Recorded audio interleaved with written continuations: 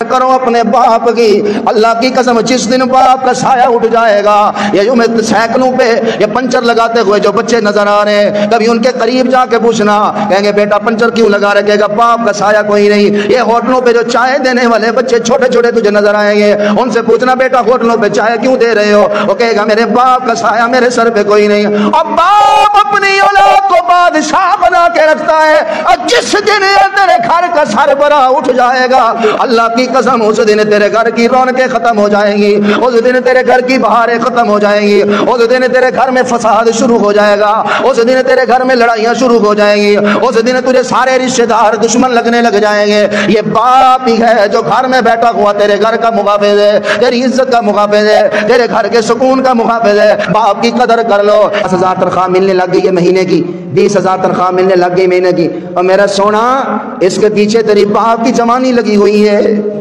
اور تیرے باپ کے وہ افسروں کے سامنے سر جھکا ہوا, گالیوں کے سامنے وہ دھکے لگے ہوئے ہیں. اگر باپ تیرا 55 میں فوت ہو جاتا, تیری ماں بھی گھروں میں رلتی نظر آتی, تو بھی ہوٹلوں پہ رلتا ہوا نظر آتا. قاری صاحب نے واقعہ سنایا, آخری بات کر کے اجازت چاہنے لگا ہوں. وہ قاری صاحب کہنے لگے مولوی صاحب یہ 2 بچے ہیں, ان دونوں بچوں کے باپ کا سایہ سر پہ کوئی نہیں. عید کا دن تھا, اللہ اکبر, چودھری صاحب نے کاٹن شاٹن پایا ہوا ہے, اعلیٰ قسم کی جتی پائی ہوئی ہے, مدرسے کے سامنے سے گزرا, یہ دونوں طالب علم مدرسے کے گلی میں کھیل رہے ہیں. چودھری صاحب نے نوٹ کٹے 50 دے, 100 دے, نئے نوٹ. کہنے لگا بیٹا یہ تو لے لے, یہ تو لے لے, عید کا دن میں نے اپنے بچوں کو بھی عید ہی دینی ہے, تم مدرسے کے طالب علم ہو, عید کا دن ہے, تم یہاں ہو, کیا وجہ, یہ لے لو.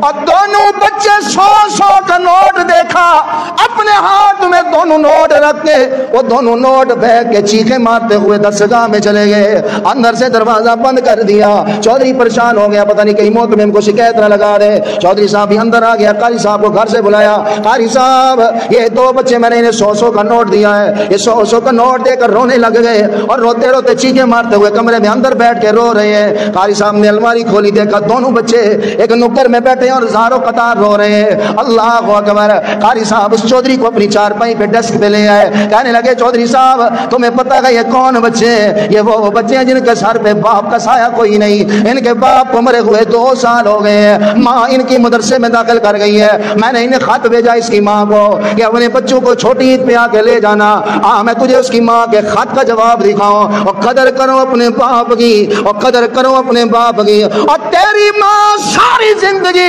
اگر گھر کی 4 دیواری میں سکون سے بیٹھی رہی ہے, اللہ کی قسم اس کے پیچھے تیرے باپ کی محنت ہے. اگر تیرا باپ نہ ہوتا, تیری ماں گھر کی 4 دیواری میں نہ بیٹھی ہوتی, تیری ماں لوگوں کے گھر کپڑے دھوتے ہوئے نظر آتی, تیری ماں لوگوں کے گھر دکے کھاتے ہوئے نظر آتی. قدر کر اپنے باپ کی. اور کہنے لگا تمہیں ماں کا خط دکھاتا ہوں, تمہیں ماں کا خط دکھاتا ہوں. قاری صاحب نے ماں کا خط کھولا, اللہ والو اب بھی مرضی ہے تمہاری.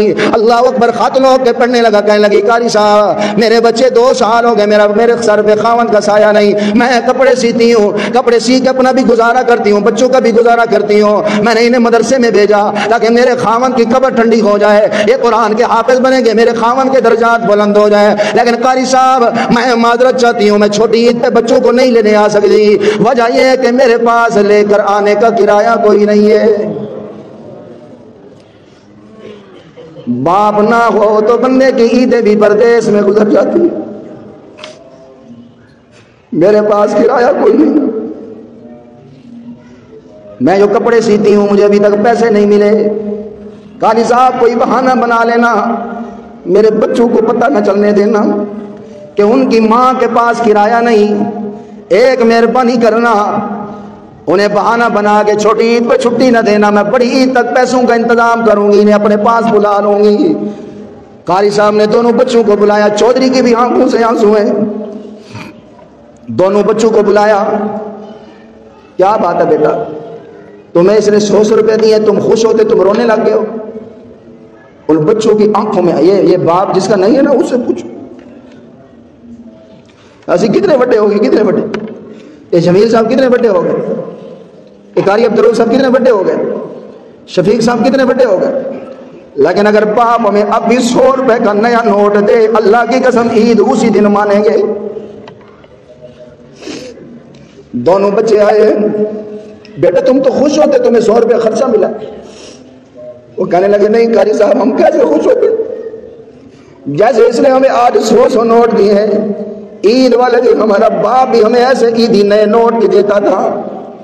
2 سال ہو گئے پیو کوئی نہیں، ہم نے نئے جوتا خریدا ہے، نئے کپڑے. ہمیں تو ہمارا باپ یاد آ گیا. مہربانی بھائی.